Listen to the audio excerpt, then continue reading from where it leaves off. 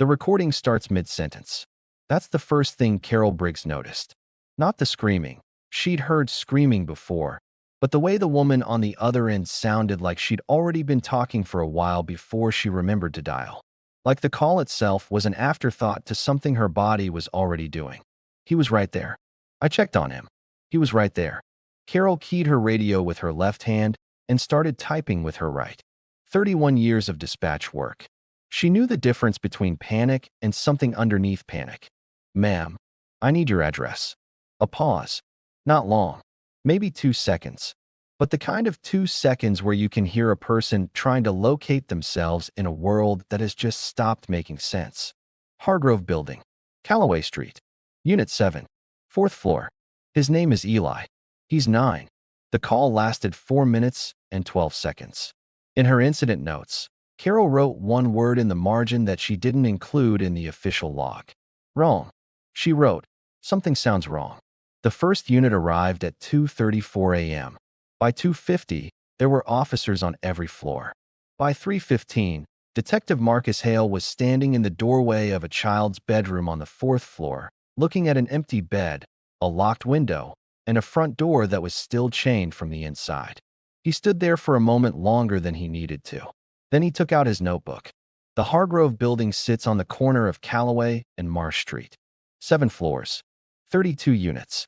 Built in 1981, brick exterior, narrow corridors, the kind of elevator that works most of the time. The kind of building where people know each other's schedules without ever learning each other's last names. Residents described it the way people always describe the place where something terrible happened: quiet, normal. Nothing like this had ever happened here before. Lena Torres had lived in Unit 7 for 3 years. She was a 34-year-old emergency room nurse at St. Augustine Medical Center. Single mother. Night shifts, usually 3 or 4 a week, 12 hours at a stretch. She and her son Eli had moved into the Hargrove after her marriage ended. It was affordable and close to the hospital. That was the whole calculation. On the night of April 14th, Lena finished a shift at 11:30 p.m. She stopped at the hospital vending machine, sat in her car for a few minutes. She later said she did this most nights, just to decompress before going home, and arrived at the building sometime around midnight. She checked on Eli the way she always did. He was asleep. She remembers the cassette player on his nightstand, the orange night light in the corner, the way his left arm was hanging off the side of the bed the way it always did when he was deep under. She pulled his arm back onto the mattress. She went to the couch. She was asleep within minutes. At 2:20 a.m., she woke up. She didn't know why. She went to check on him again. His room was empty. The window was locked. The front door was still chained. She checked the bathroom, the closet, under the bed. She called his name in the hallway. Then she called 911. Marcus Hale caught the case because he was the on-call detective that night. He arrived at the Hargrove Building at 3:15 a.m., stood in Eli's doorway, and spent a long time looking at the room before he stepped inside. Not because he was dramatic about it, because he had learned, over the course of a long career, that the first look at a scene is the only one you ever get where you don't know anything yet. After that, everything you learn changes what you see. He looked at the indentation in the pillow, the cassette player on the nightstand, a stack of library books on the floor beside the bed, a drawing taped to the wall, a building rendered in crayon, each window a different color. He looked at the window latch. He looked at the door chain. He looked at the floor for marks, at the window frame for scratches, at the door frame for anything that might suggest the chain had been moved. There was nothing. He stepped back into the hallway and stood for a moment with his notebook open, pen in hand, not writing anything. His partner, Detective Carla Webb, came out of the apartment behind him. Both locks intact, she said. I know. Ground floor windows on the building exterior are barred. I know. They stood in the hallway for a moment, the fluorescent light buzzing overhead. So how did he get out? Carla said. Marcus didn't answer.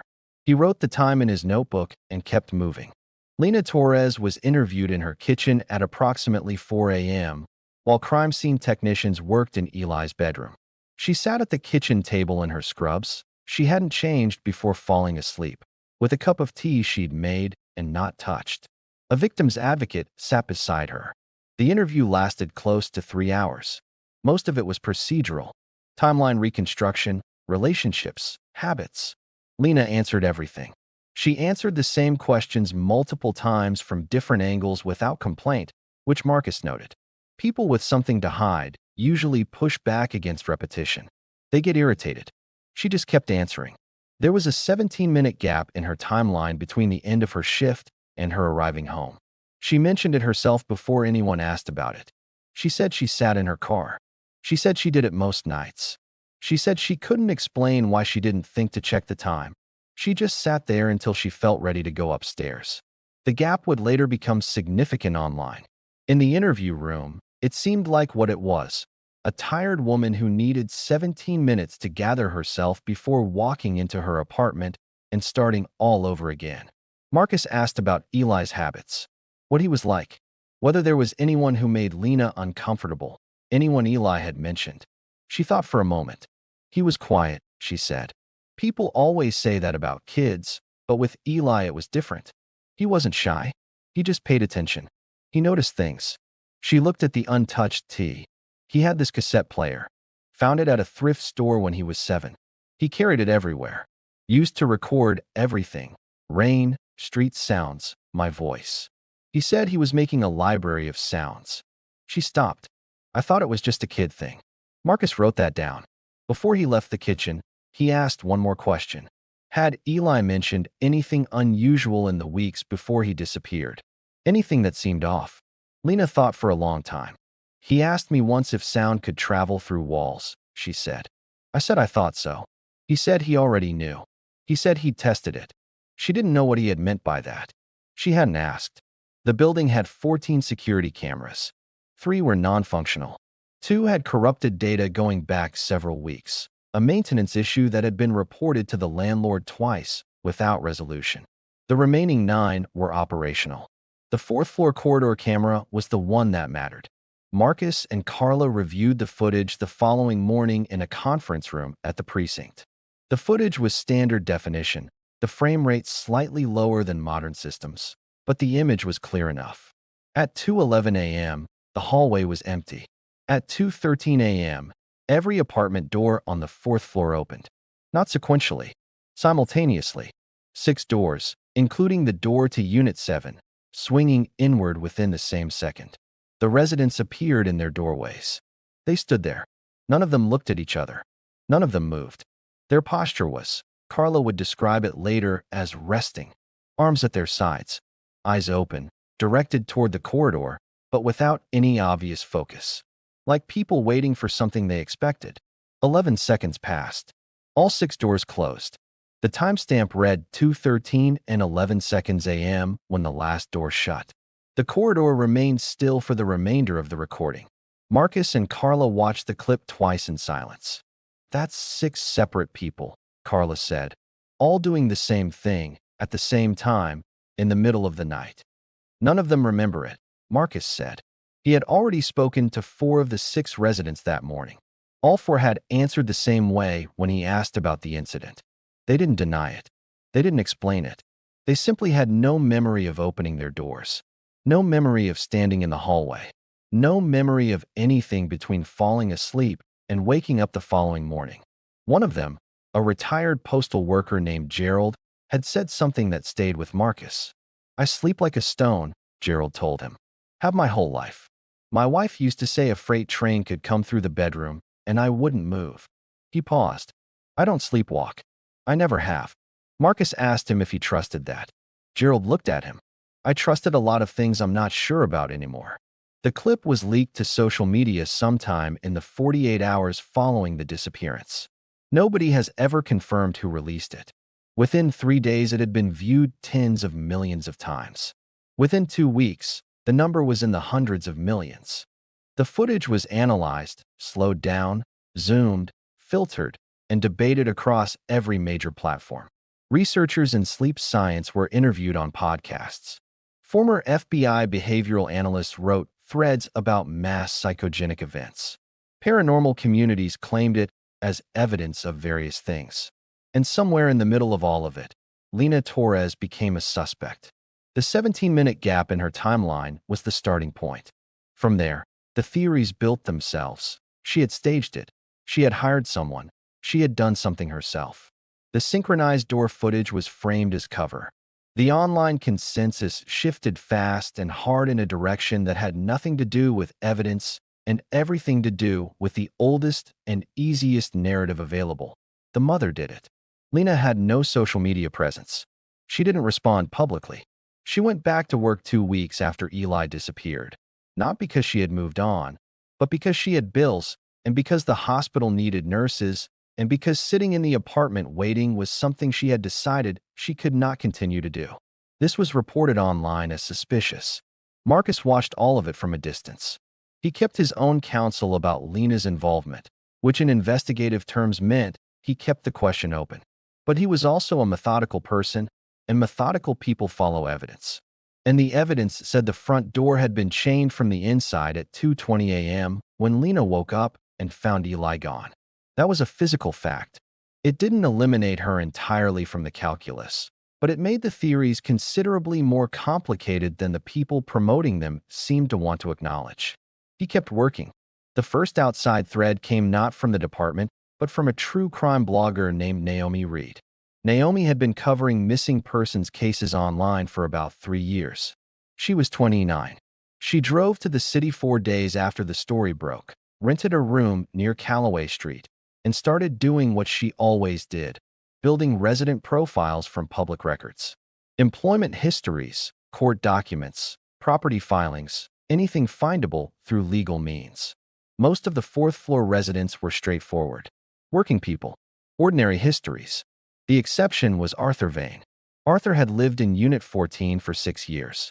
58 years old. Retired academic. He had been a professor of behavioral psychology at Kellerman University, about 60 miles north, until 2017.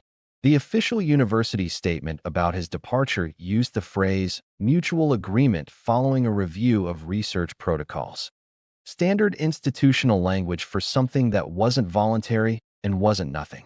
Naomi found 3 published papers under his name, all in peer-reviewed journals, all on the subject of what he called environmental compliance modeling, a method of influencing group behavior through controlled environmental stimuli without subjects' explicit awareness. The papers were dense and technical and not widely read outside academic circles. She also found a university ethics board filing from 2016, a formal complaint signed by 7 research subjects, alleging that Arthur's study had gone significantly beyond what participants had consented to. The specific allegations included that participants had experienced episodes of behavior they could not recall performing, that they had reported significant memory disruption during the study period, and that several had described performing tasks without any awareness of having decided to do so. The university settled the complaint. Arthur took early retirement. He moved to the Hargrove Building on Callaway Street less than 4 months later. Naomi posted her findings on a Thursday. She gained 12,000 subscribers in 2 days. Marcus watched the video at his desk late that night. He watched it twice, made 3 pages of notes, and called Kellerman University the following morning. The conversation lasted 90 minutes. He did not share the specifics publicly. What he said to Carla afterward was brief. He wasn't fired for cutting corners, Marcus said. He was fired because some of his subjects couldn't account for what they'd done during the study. Carla looked at him. He kept running it anyway, Marcus said. Just without the university. The residents of the 4th floor were re-interviewed over the following week. All of them, multiple times each. Marcus and Carla approached it carefully, without leading, letting people speak and circling back when answers became vague. They became vague regularly. Almost every resident on the 4th floor confirmed that they had attended some form of group session in the building's basement. Arthur had organized them approximately 8 months after moving in. He described them to residents as informal stress management discussions, drawing on his academic background. He was clear, neighbors said, that participation was entirely voluntary. He asked nothing of them. The sessions ran every Wednesday evening for close to 4 years. When Marcus asked residents what happened during the sessions, the responses followed a pattern. People remembered arriving. They remembered sitting in chairs arranged in a loose circle in the basement room. They remembered Arthur speaking in a calm, measured way about stress, about sleep, about the relationship between environment and mental state. They remembered feeling relaxed. They remembered feeling better afterward. Asked for specifics. What exactly was said, what exercises were performed, how long the sessions ran. The answers became circular. People offered the same general impressions in slightly different words.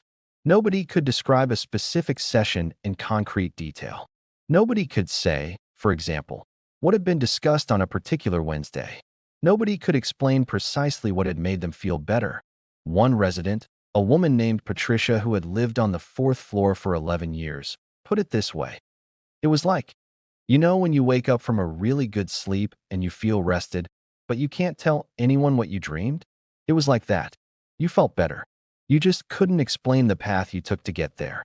She paused and then said, unprompted, I've been thinking about that a lot lately. Lena Torres was among the residents who had attended. She told Marcus this herself. In a separate conversation, she requested without the victim's advocate present. I started going about a year after we moved in, she said. I was barely keeping it together. Working nights, raising Eli alone, not sleeping.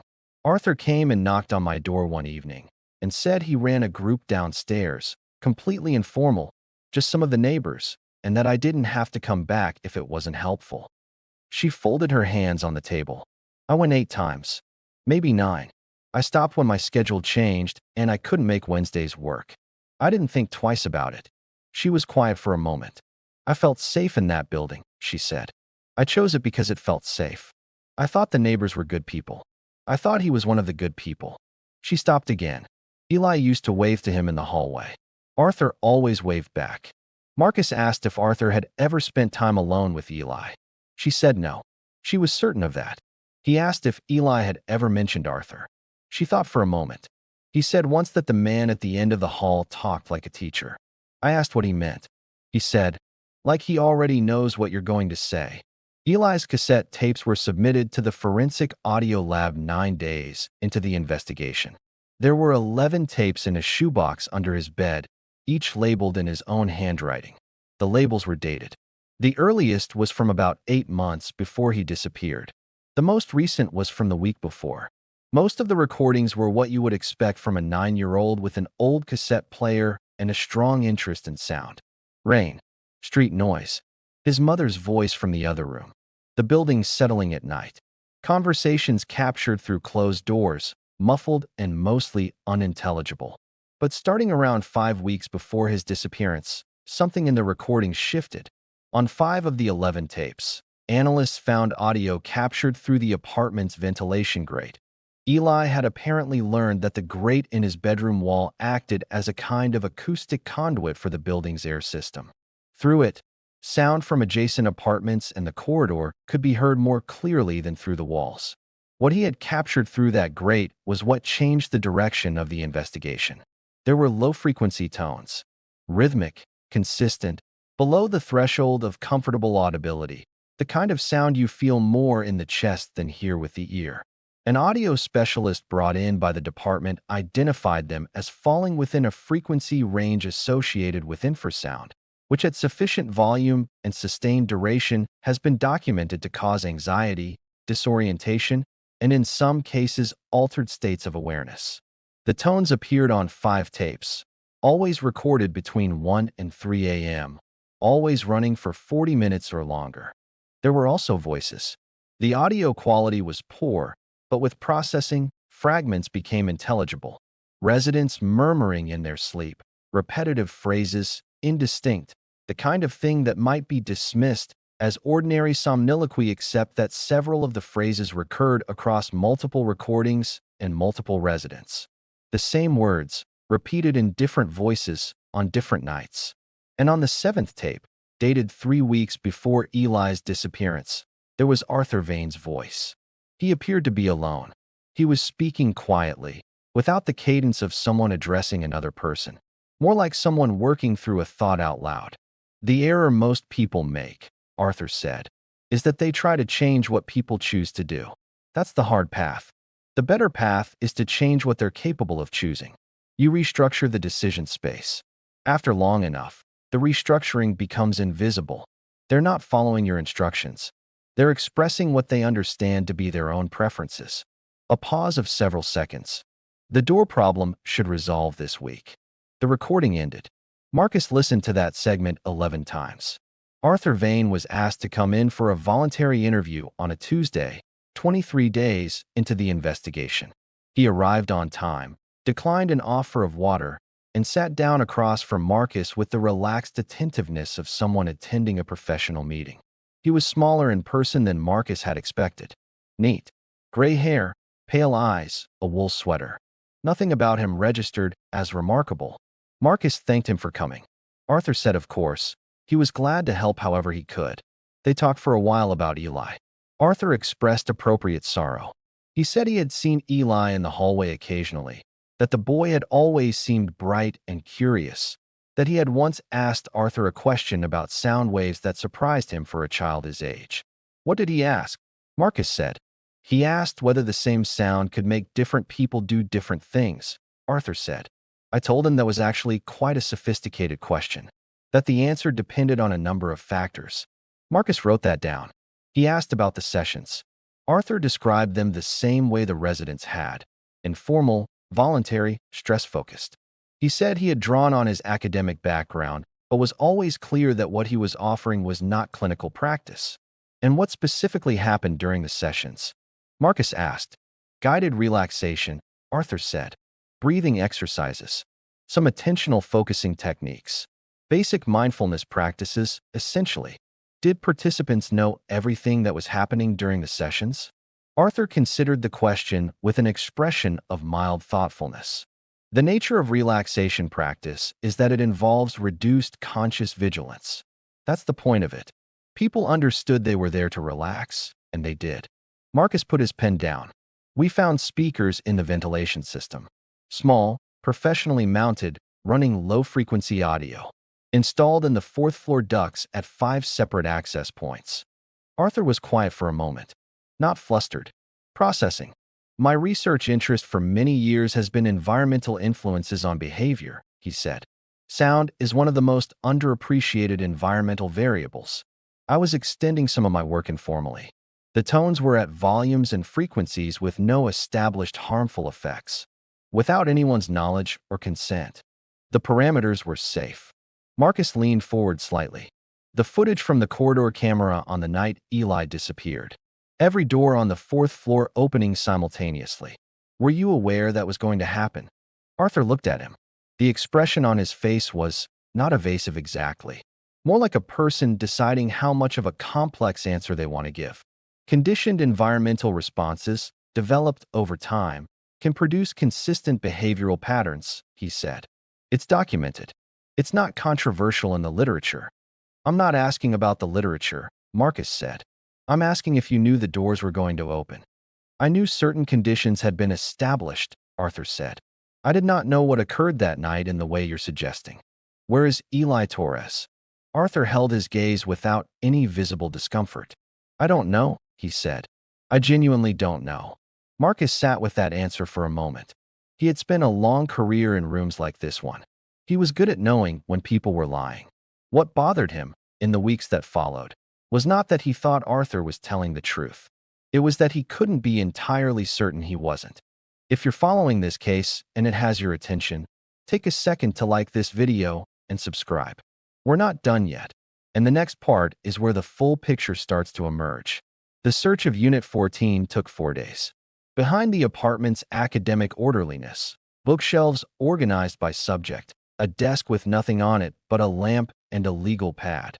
Investigators found 18 journals, hardcover notebooks, the academic kind, filled from cover to cover in Arthur's small, precise handwriting. The earliest was dated 5 years prior. They were behavioral observation records.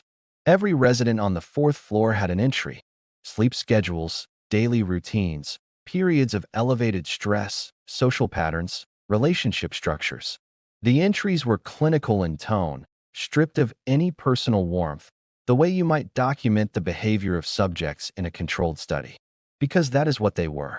There were conditioning logs, records of which audio tones had been delivered through the ventilation system on which nights. at which frequencies, for what duration. Cross-referenced, in later entries, with behavioral observations from the following days. Notes on which residents had exhibited increased suggestibility, which had reported better sleep, which had begun demonstrating what Arthur termed environmental compliance, a phrase he used without definition, as if its meaning were self-evident. There were also what he called trigger protocols, specific sound sequences designed to produce specific behavioral responses in residents who had been conditioned over a sufficient period. The door protocol, his term, was the most developed.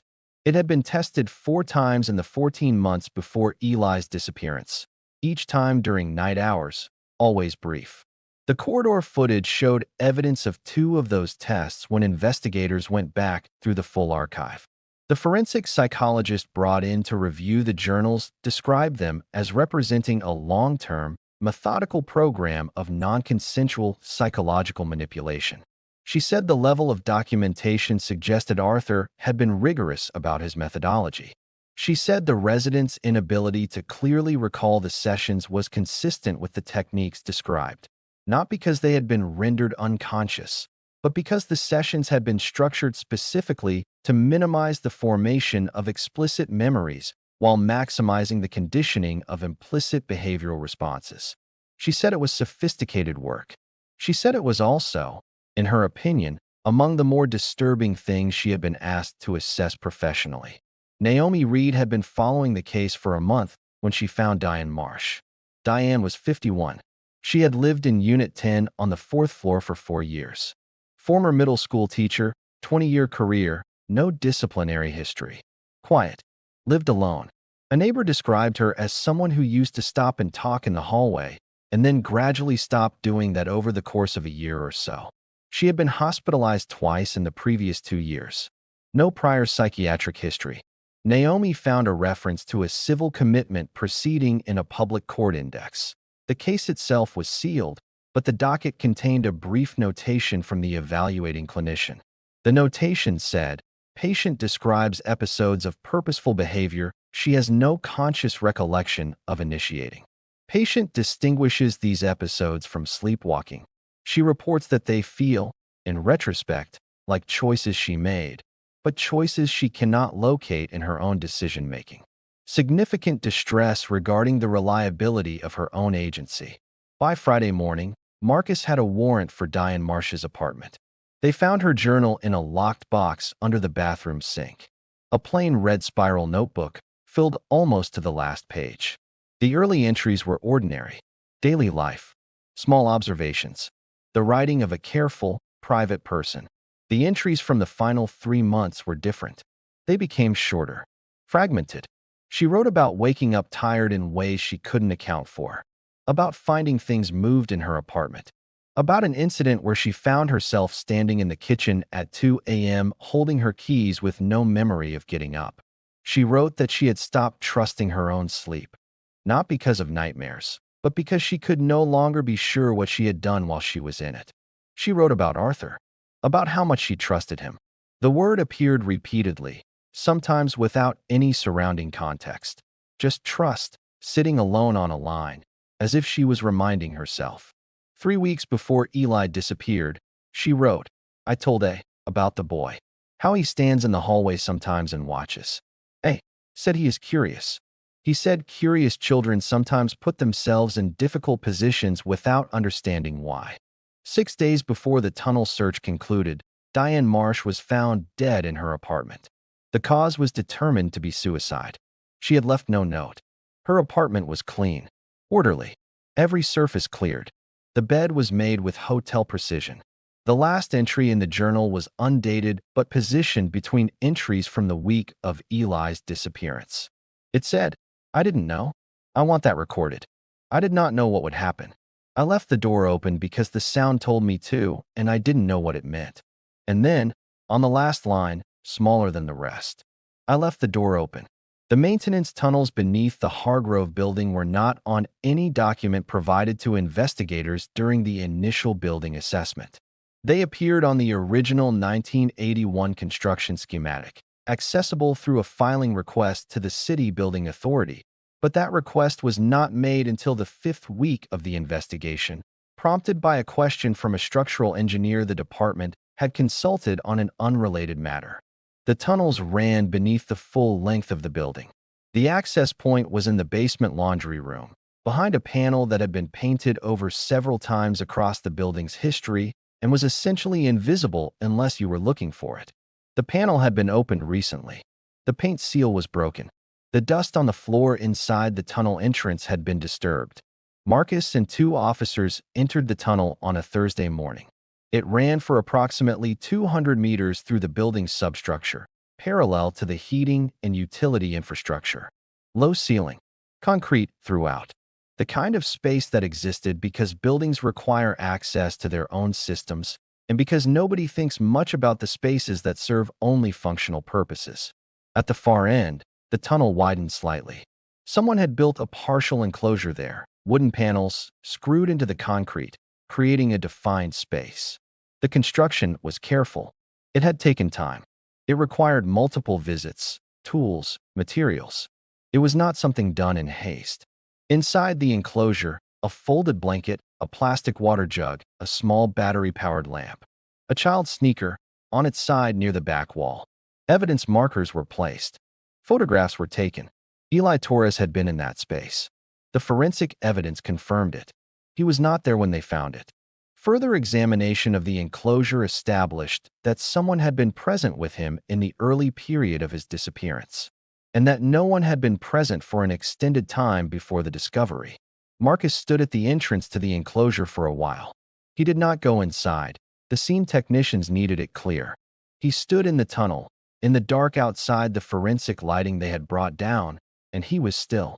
He pressed one hand against the concrete wall. Then he went back upstairs. Arthur Vane was arrested on charges including unlawful behavioral experimentation, criminal negligence, non-consensual psychological manipulation, and the unauthorized installation of audio equipment in a residential building. His attorneys entered a not guilty plea on all counts. The prosecution's theory was that Arthur had created the psychological and environmental conditions that made the abduction possible, that his 6-year program of conditioning had rendered the residents of the 4th floor susceptible to unconscious behavioral cues, and that on the night of April 14th, a triggered response had created the window through which Eli had been taken. The defense argued, correctly, that there was no forensic evidence directly linking Arthur to Eli's disappearance or death. No physical evidence placed him in the tunnel. No communication connected him to Diane Marsh's actions. His journals documented what he called research. His audio equipment documented what he called a study. Disturbing, his attorneys acknowledged. Criminal in the ways charged. But not murder. Not kidnapping. The legal proceedings lasted 14 months and produced no conviction on the most serious charges. What the proceedings did establish, through the journals and the audio logs and the testimony of the residents, was a detailed account of what Arthur Vane had done to the people who lived around him. A sustained, methodical, non-consensual program of psychological conditioning that had altered their behavior, compromised their memory, and, in at least one case, degraded someone's capacity to understand their own actions well enough to prevent a catastrophe. The final investigative report concluded that Eli Torres's disappearance and death resulted from a convergence of factors without a single identifiable cause. Arthur Vane had created the conditions. Diane Marsh, her judgment severely compromised by years of manipulation she had no framework to understand, had been the proximate cause. The residents, conditioned without their knowledge, had participated in ways they had never chosen. The report used the word system several times. It described what had happened in the Hargrove Building not as a crime in the conventional sense, but as a systemic failure of a manufactured kind, a failure engineered by one person and executed by people who did not know they were executing anything. The report noted that this conclusion was difficult to prosecute. It also noted, in its final paragraph, that it was perhaps the most accurate conclusion available. 6 months after the investigation closed, Lena Torres was granted a court order allowing her to receive Eli's cassette tapes from the evidence archive. She kept all 11. She has spoken publicly about the case twice, briefly, in two separate interviews given more than a year apart. In both, she said the same thing about the tapes, that she listens to some of them and not others, that some of them are just sounds he collected, and that those ones she can listen to easily, that there is one she does not listen to but does not want to lose. It is the tape recorded 5 weeks before he disappeared. She identified it by its date and by the sound of the rain in the background, which matched a night she remembered being home unexpectedly. The tape runs for 11 minutes. For most of it, there is only ambient building sound, the ventilation, the old heating pipes, distant street noise. Toward the end, there is a stretch of silence that the audio analyst noted was unusual. No ventilation tone, no traffic, just quiet, as if the building held its breath.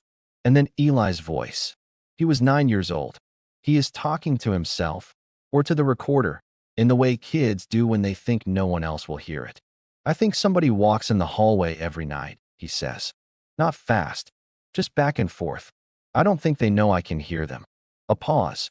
I'm going to record it, he says. So I have proof. Then the click of the recorder stopping.